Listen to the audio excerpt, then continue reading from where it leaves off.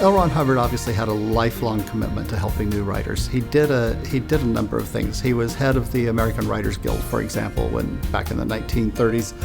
He lectured at universities like Harvard and George Washington. He ran a little writing contest when he was in Alaska that was a precursor to Writers of the Future. I first heard about Writers of the Future in probably about 1986, I think it was. I was in a little writing group called Zenobia back up in Provo, Utah, and one of my friends told us about it. He said, "Hey, there's this contest for writers, and here it is." And he was very excited, so he kind of set a challenge for all of us to write stories and send them into Writers of the Future. And then I won a little while later. It was huge, but I think I was sort of, I don't know, maybe a little bit stunned, was probably my reaction more than anything. I told my wife, and she kind of went, eek, like that, and so we had a celebration. We went to Sag Harbor in New York to have the writing workshop. And the first time that I read L. Ron Hubbard's articles on writing, it was really all about professionalism. What is it that a writer does? A real writer rolls up his sleeves and gets to work. And that's really what I got from those articles, was a work ethic. And so I looked at it and said, aha, I get it. This is how I'm going to run my career.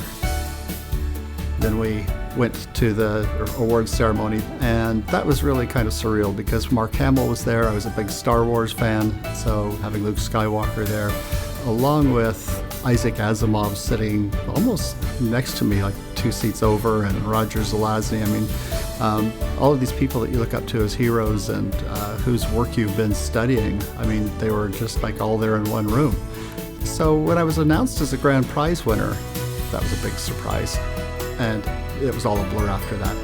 I don't know what I said or anything.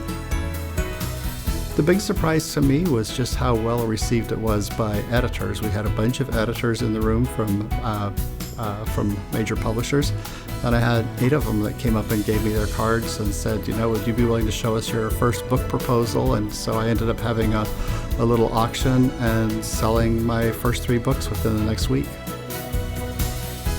When I was asked to be a judge, I don't think that I hesitated at all. I didn't have to think about it. It was sort of, yes.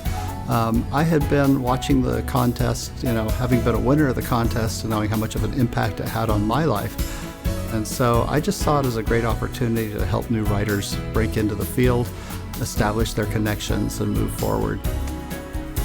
And then I was given the huge opportunity of turning some of L. Ron Hubbard's screenplays into novels at one point. And I was given my choice of several different things, and a very strange trip kind of came to mind.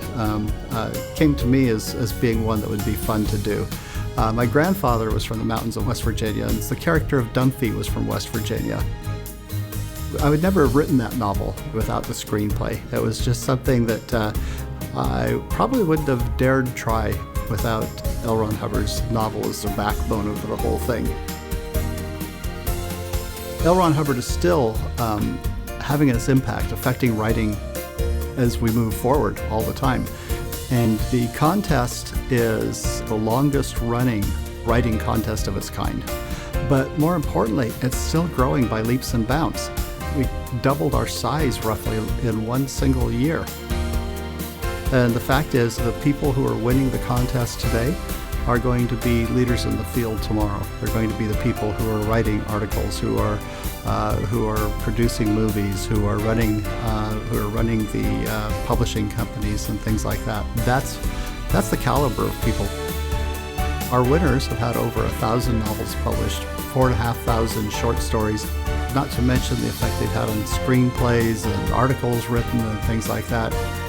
And our authors keep on going on to win more and more awards, and the Hugos and the Nebulas.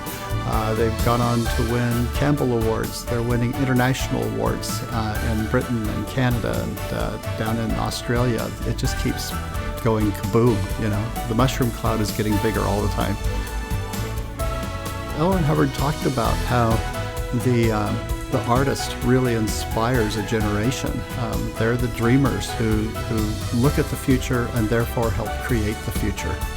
I think he was looking for more than just good writers. I think he was looking for people that are ultimately going to make this a better world.